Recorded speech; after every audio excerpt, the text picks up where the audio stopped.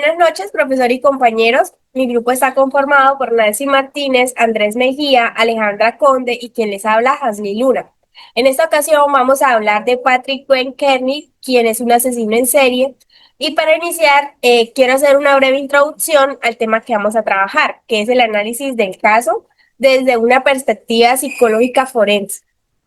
Primero, es importante entender el riesgo de violencia, el cual hace referencia a la probabilidad de que una persona cometa actos violentos en el futuro y se analiza teniendo en cuenta factores individuales como la personalidad o su estado emocional. Asimismo, también es importante analizar su historia de vida y las situaciones que lo rodean.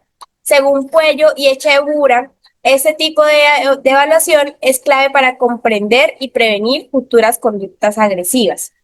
Luego, pues está el engaño, que es muy relevante en contextos judiciales y forenses. Pues se define como el intento consciente de manipular la información, ya sea ocultando datos, inventando situaciones o modificando detalles con el fin de hacerle creer algo falso a la otra persona.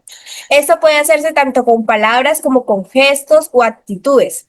Masit Carrillo y Herrero explican que sin importar si el engaño es exitoso o no, implica una intención de manipular. En cuanto a la técnica empleada, utilicé el instrumento HCR20, que es una herramienta estructurada para evaluar el riesgo de violencia en adultos. Esta herramienta pues se basa en 20 ítems agrupados en 3 categorías, como es el historial, aspectos clínicos y factores de riesgo gestionables. Lo que hace el HCR20 es facilitar un juicio profesional informado combinando datos objetivos con la experiencia del evaluador. Se considera una de las técnicas más utilizadas y validadas en los contextos forenses. Esta herramienta me permitió identificar no solo factores de riesgo presentes en el caso, sino también evaluar la probabilidad de reincidencia violenta, que es especialmente relevante en perfiles como los de PAT. A continuación, mi compañera Nancy. Bueno, les voy a hacer un breve resumen del caso de Patrick.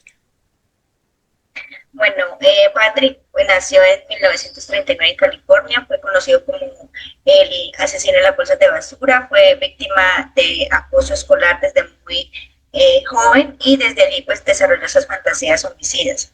Su primer crimen fue en 1962 y asesinó a más de 30 personas. En su mayoría eran jóvenes y niños, a quien mataba de un disparo, cometía actos de necrofilia y luego los desmembraba. En 1976 aumentó la frecuencia de sus crímenes, incluía a menores entre 5 y 8 años.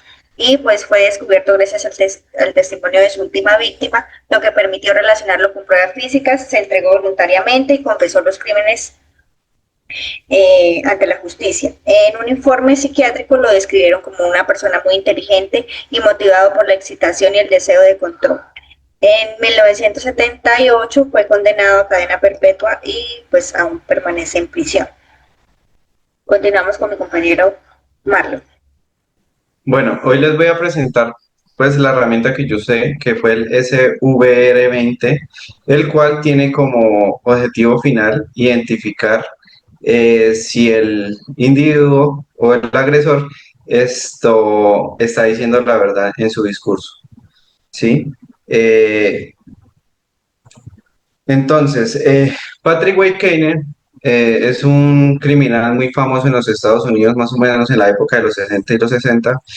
También era un asesino sexual en serie.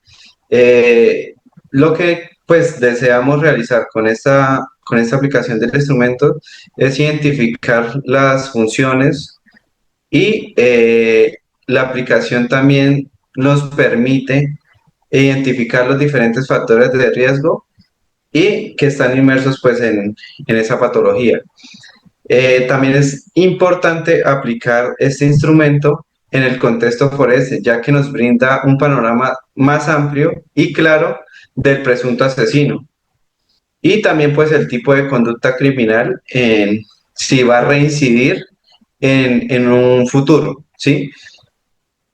Bueno, ahora bien, la respuesta pues como tal que nos arrojó la aplicación del instrumento es que evidentemente el accionar del criminal eh, corrobora de que él posiblemente reiniciaría dichas acciones antisociales y las puede continuar a lo largo de su vida, pues si llega a salir esto en libertad, ¿sí? Ahora bien, resultados generales de la aplicación del instrumento Reality Monitoring, el cual esto tiene como principal objetivo evaluar los detalles externos y los detalles internos, ¿sí? En este caso, los detalles externos evaluaríamos los contextuales, los sensoriales y en los detalles internos los cognitivos y los semánticos. Ahora bien, la aplicación de este instrumento eh, identifica, pues, si el agresor en su relato o en la entrevista que se le llegó a hacer o lo que testifica realmente es verdad, ya que se evalúa ciertos factores. Entonces, en este caso podemos evaluar emociones, en este caso pues, fueron superficiales, también se encontró una falta de empatía, se encontró ansiedad y de sentimientos genuinos o de culpa. También se caracteriza por su incapacidad para establecer vínculos duraderos con las personas. También en el plano interpersonal tienden a ser personas arrogantes, egocéntricas, manipuladoras, dominantes y bastante enérgicas, que tienen como finalidad en el plano conductual, tienden a ser muy irresponsables, tienden a ser impulsivos, eh, y les gusta buscar pues la satisfacción de ellos y el generar daño les genera una satisfacción muy grande, los cuales pues transgreden muy fácilmente las normas sociales. También se caracteriza por un estilo de vida socialmente inestable, incluyendo comportamientos parasitarios, o sea, buscando el beneficio solo de ellos, y también pues haciendo planeaciones de su vida pues erróneas, ¿sí?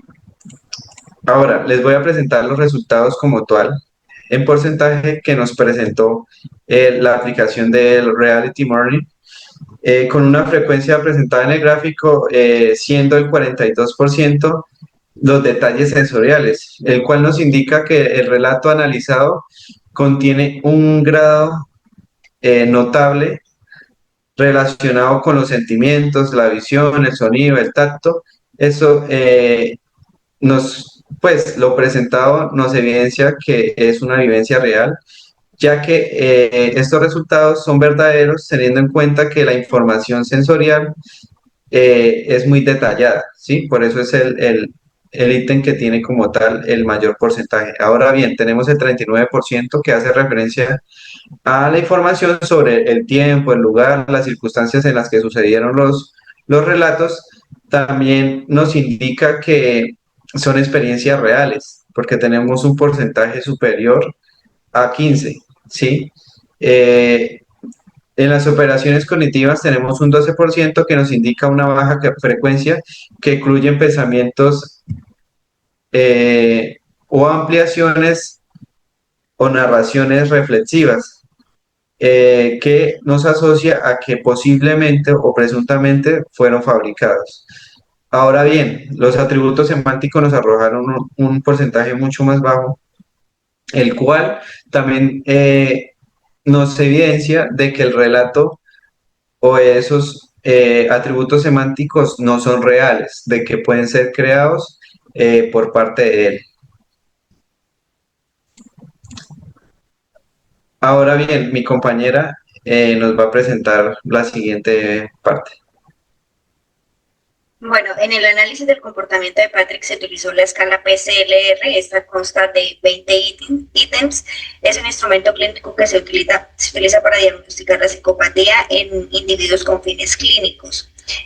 Patrick obtuvo una puntuación de 25 en la PCLR, lo que indica pues la presencia de rasgos psicopáticos bastante significativos, aunque pues no alcanza el umbral clínico de una puntuación de 30 para ser considerado psicópata, pues su historial delictivo muestra patrones consistentes con la psicopatía, y como la falta de empatía, impulsividad y conducta violenta.